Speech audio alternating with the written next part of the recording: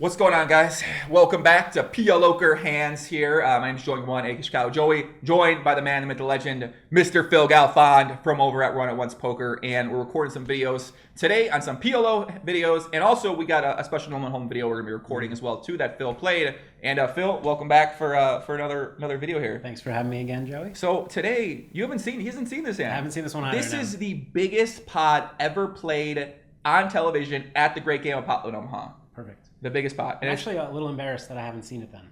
Well, you are building a poker site right now. Yeah. Phil's building Run It Once Poker right now. He's slightly busy with trying to make sure he puts out a great poker site and that people don't make YouTube videos talking about how shit the poker site is right now. So he's a little focused. So he hasn't got a chance to see this, but it's between Loose Leon Tsoukernik, the King's Casino owner, and Rob Yong, another casino owner, coincidentally enough. Can you imagine being Sam Trickett in this spot with two casino owners in the game? I'm in. So, all right, let's get into this hand and let's take a look. All right, so Phil just took a look at this hand. He's trying to figure out what's going on. So 500, 1K blinds, 2K straddle, 4K straddle, four-handed. As you said, action starts in the small blind. It's no good. Not the best structure for a game. But these guys will still play some pots. But it is like action starting on the small blind is just bad for action.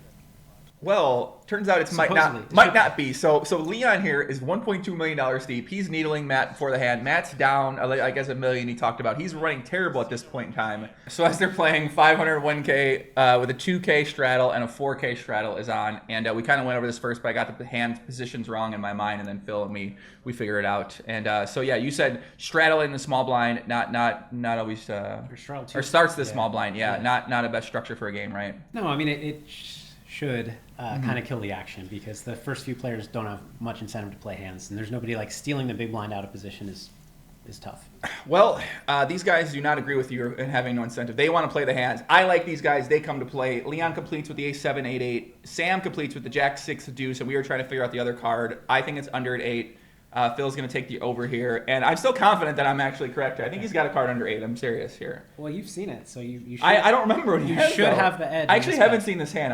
I have not watched this whole hand. Okay. I just know like kind of what happened, but I didn't watch the hand. So then Matt is in the 2K strike. Excuse me here. 2K, yeah. And he makes it 20K with a beautiful hand. Ace, Queen 3 with Ace 3 of spades. Obviously, your beautiful hand. Rob's behind him on the button, so he's already in for 4K. He's got the Queen Jack 10-4. He calls, and then everyone's going to go ahead and call here. What do we think? So Matt starts the hand 100K deep. Yeah. I mean, so Matt's going to raise with a lot of hands here. He does not need to have aces, especially because it seems like he's tilted. Yeah, and Phil told me he's played a lot with Aussie Matt. Yeah. When he's playing well, when he's tilted, and the man enjoys playing a hand. Yeah. Yes. So he could theoretically, like, if he's as tilted as he seems, by the way he's talking, he could be raising like 75% of his hands. Jesus Christ, okay. It's not out of the question.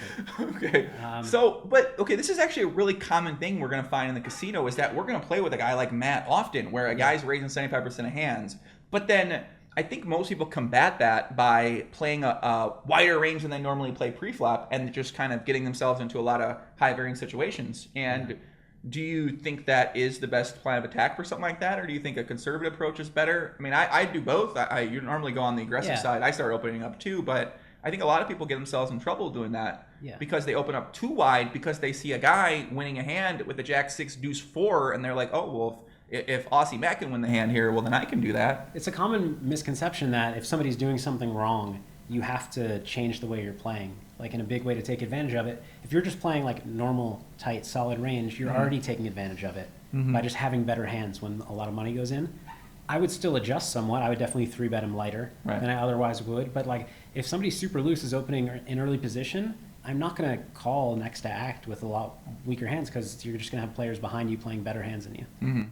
So in this situation, Rob decides to call Queen Jack 10-4. I mean, we got to put the casino solver on. So let's pretend like we own a casino here. I'm not folding any Queen Jack 10-4. No. I own a casino. I'm not folding the hand. I don't care. No, I agree. And like even if I owned half a casino or like a quarter of a casino, I wouldn't fold my hand. I don't think it's. What's your net worth have to be for you not to fold Queen Jack 10-4 here?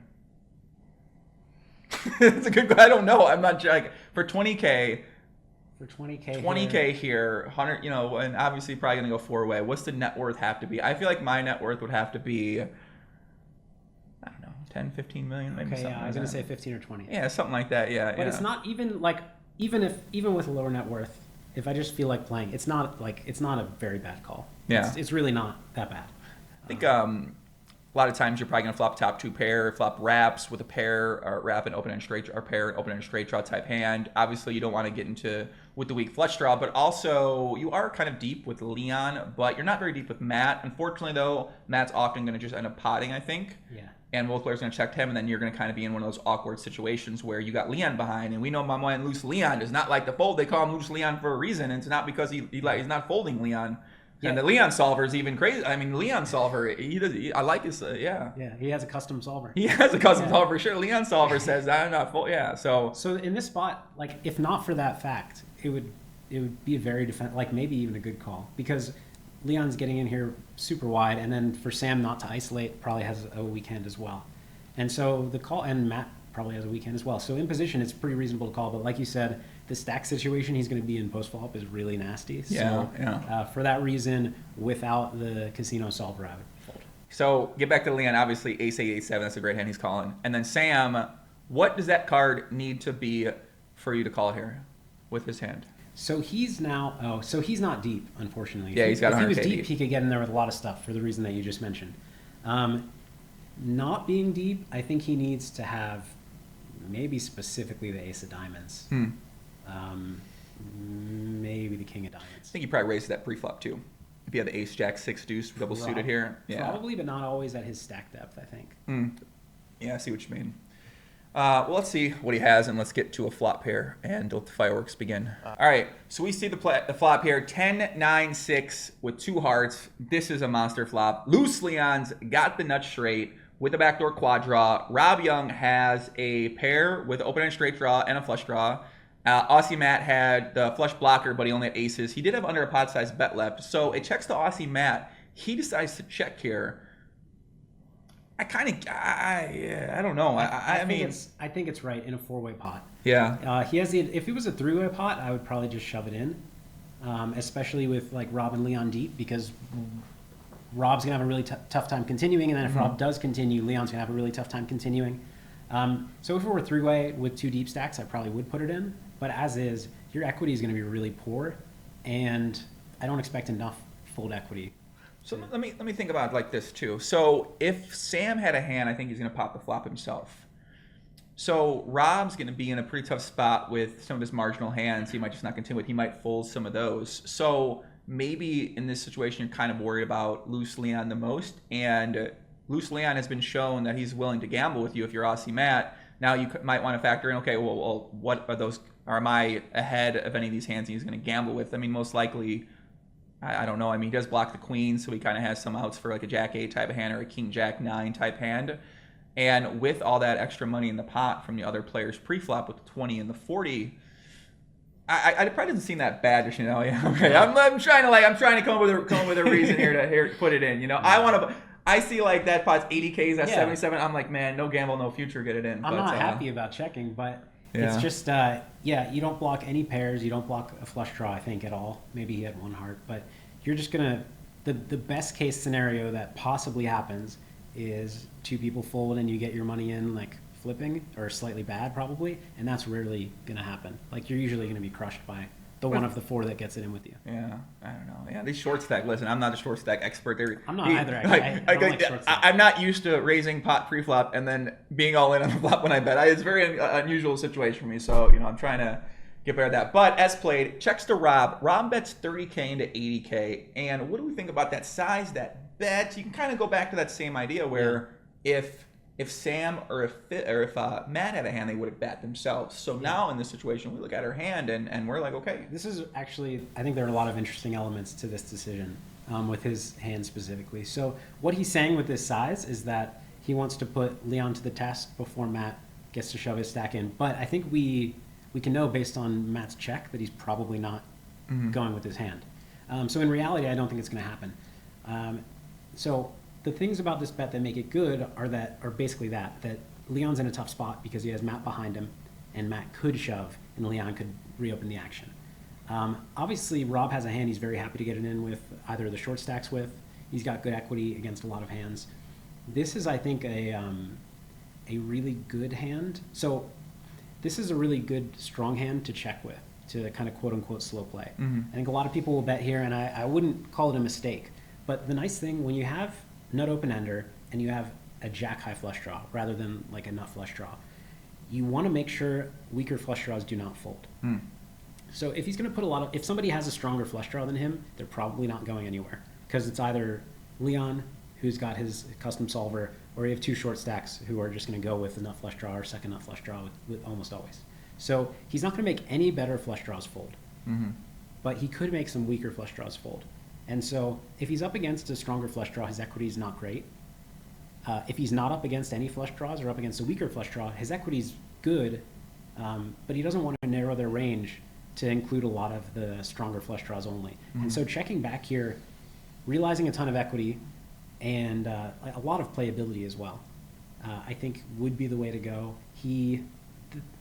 It's close for sure, but I think that it's something that people don't think about enough is with a flush draw that is non-nut, keeping in weaker flush draws. I guess when you think about weaker flush draws here, so we can look at it, 10 and 6 of hearts are on the board. So if we have, I mean, some of those are going to be 9-8, 9-7s are going to be that pair plus the straight draw. Sometimes it might just be a 7 of hearts type of hand, unfortunately. So it's like, well, what are the worst, what are those worst flush draws realistically? We have the queen jack 10. We kind of block, a little bit of those random combinations that might have like a 5 or a 4. So I'm trying to kind of come up with, I'm trying to make up in my mind the weaker flush draws that might continue point. here. There are not a lot of weaker flush draws that would fold. So I think, the concept still holds true, but it might not be the best. Right, this might not. But I think that concept is a great concept, and people should kind of take note of that and think about how they can apply it to other situations. And so as played, that's 30K. I don't know if I would bet 30K, but I don't hate the sizing. I don't know what the game plan is to get check. I guess the game plan not get check raise, you go with it. But he's saying that he's going to go with it against the two short stacks, and he doesn't want Leon to know what he's going to do against this. So it's like, I have a hand, I'm good enough to put it in with the two short stacks.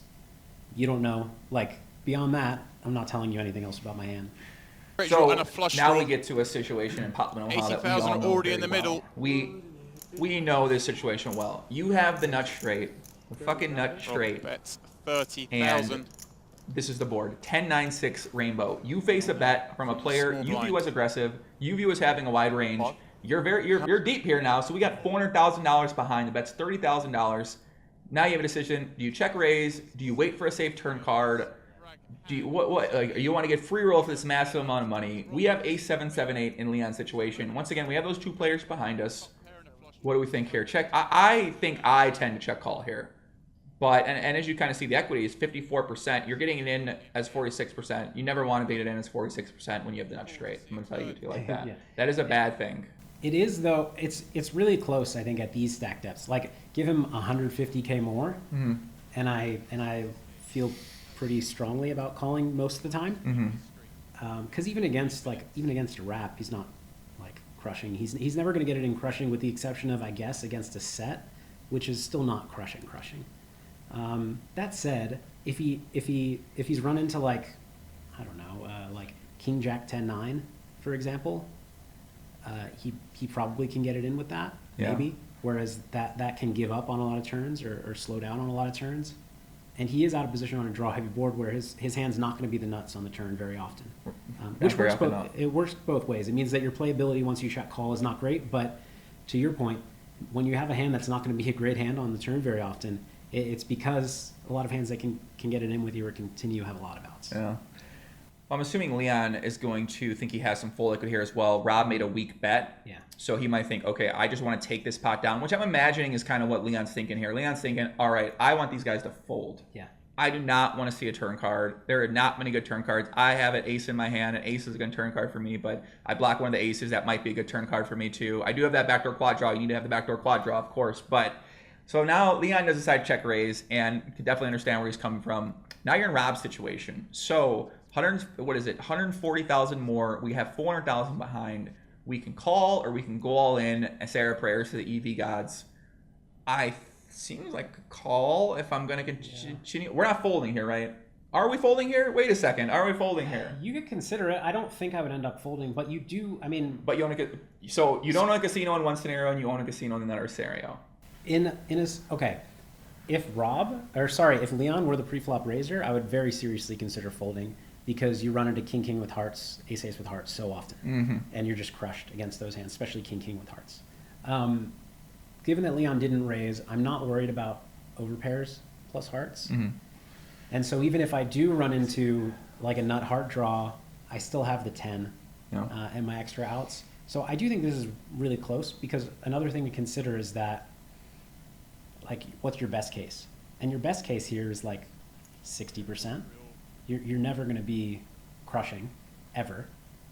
Your best case is like, this is big, like running into the nuts is the best case. This is his best case, which is pretty funny. What's the worst case? The worst case is he runs into even just ace 10 with nut hearts. Yeah, so he's like 30. I mean, worst case is like if he has king with hearts, or he has like the same hand, queen jack 10 with queen high hearts. Those are absolute worst cases, but he never is in a really great scenario. That said, he's got 2-1 now. And it is going to get a little awkward with these stacks on the turn. So I actually think he has a very close decision. If he continues, I think it has to be with a call. And a lot of people shy away from that because they're like, well, what am I going to do on an offsuit ace? What am I going to do on an offsuit queen? But yeah, I think he can expect to have. And it's actually a tough spot. I would call, but I'm not happy. So turn comes an ace. We can't fold, can we? We can't at that point because, yeah, we're putting what are we folding here on the turn then? I don't think we're ever folding, really, right? I mean, I can't. I'm trying to think of a turn. I can't think of one. A 9 offsuit? I don't know. Pot's what? So we're putting in that. We're putting in 140 more. We're gonna have about 260. I mean, that's kind of a lot. I think offsuit 9 you can fold. Yeah. If you run the equities, because occasionally you run into a boat, you're dead. And then even when you run into this hand, your equity's gone down. Like against this hand, he would have the odds to call. But if you look at full range and sometimes run into higher hearts. Right. That's kind of why you want to look at a full range of things. So I think a lot of people they fall in love with, okay, well, what's my equity against this one hand? Yep. And I mean, this is like obvious stuff, guys, but you want to factor in the entire range of hands here. Well, no, it's important too, because I mean, I'm sure the people watching your videos span like all. Exactly, 100%. Yeah. I don't want to take it for granted that I don't want to assume that people kind of understand that concept because I don't meet a lot of live players. I'm sure you they're like, oh, I put them on this. Once like you kind of want, I mean, you do, but you want to put them on a range of hands where you kind of think, okay, on the range of where we're going to get all in here. Okay, my best case is 55%. My worst case is 20%.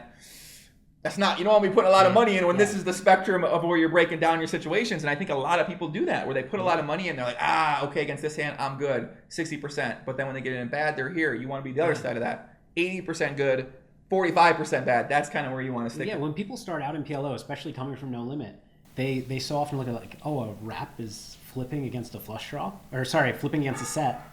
I messed that up. But yeah, they're like, oh, wrap is flipping against the set, so obviously I can get a lot of money in here because if I run into the top set, it's fine.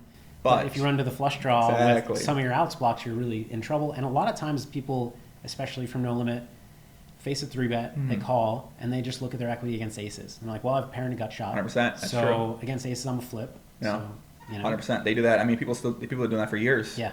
We really did that back in the day. Well, they always had aces then. Yeah, they always had pocket aces back in the day, but not as much anymore. Now they're a little bit more balanced in their when they're sided 3-bet. So yeah, I mean, even this big pot, guys, this seemed like a standard situation, but there's a lot of cool things happening here. So this is kind of why I wanted to talk about this with Phil. Obviously, it ends up being $1 million. So let's take a look. Everybody's had a close decision, pretty much. Let's take a look at what happens. Wait, did we ever see Sam's fourth card? We did not see Sam's fourth card, no. All right, so we see the action. Rob tanks forever, and then he decides to shove all in. And while we were watching that, Phil may have had a rethought on if all it in. might be a Leon fold now. snap calls. Yeah, I'm starting to think that it's tough. I'm starting to think it's full. $940,000 Rob pot. agonizing about it. Yeah. Even the casino he's right. solver Rob decided is it the favorite. might be a hand you can fold too, but. Yeah. I think ultimately he just decided, you know what, let's go with it. 5 on the turn. And they get all in. They're going to run it one time. How savage is that? They're running it one time. And it is the 9 of hearts on the river. Oh my day. Okay, wow. 9 of hearts on the river. Leon. So you've been on. Okay, he's been a savage forever. Let's get to the river. Just won the biggest pot in Party Poker Live history. I gotta go for it, innit? Rob quickly trumps him and takes all the profits. The face of a man who just lost Rob Young $940,000 takes pot. down The this nine of hearts comes on the river, $940,000 pot. and yeah, that's what It's PLO. PLO and that's how Pot Limit Omaha goes. How the great game goes. Just remember, it always hurts. It hurts. It hurts no matter yeah, the casino solve. No matter how many times. Exactly. It always hurts when you lose a big pot like that. Yeah, I mean that's.